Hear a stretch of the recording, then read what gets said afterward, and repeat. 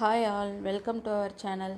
இன்றைக்கி நம்ம வீட்டு மாடியிலே தளைஞ்ச கீரையை வச்சு ஒரு சிம்பிளான லஞ்ச் ரெசிபி எப்படி செய்கிறதுன்னு பார்க்கலாம் வாங்க. கீரையை பறித்து நல்லா கழுகி ஒரு பவுலில் எடுத்து வச்சுருக்கேன்.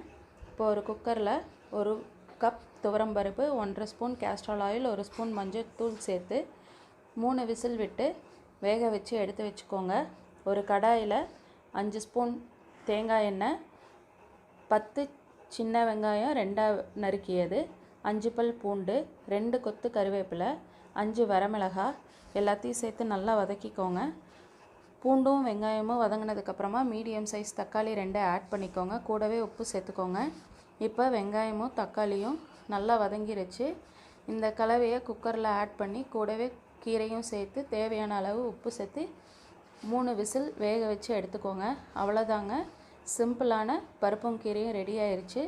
ஒரு ஸ்மாஷர் இல்லை பருப்பாமத்து வச்சு நீங்கள் கீரையை நல்லா கடைஞ்சி எடுத்துக்கோங்க. அவ்வளோதான். இது நீங்கள் ரைஸ் இல்லை சப்பாத்தி, தால் வித் பாலக்கீரைன்னு சொல்கிறாங்க இல்லையா, அந்த டேஸ்ட்டில் செமையாக ரெஸ்டாரண்ட் ஸ்டைல் டேஸ்ட்டில் சூப்பராக இருக்கும். சப்பாத்தி இல்லை ஒயிட் ரைஸ் வச்சு நீங்கள் டேஸ்ட் பண்ணி பாருங்கள். தேங்க்ஸ் ஃபார் வாட்சிங் my videos. Please like, share and subscribe for more videos. Thank you.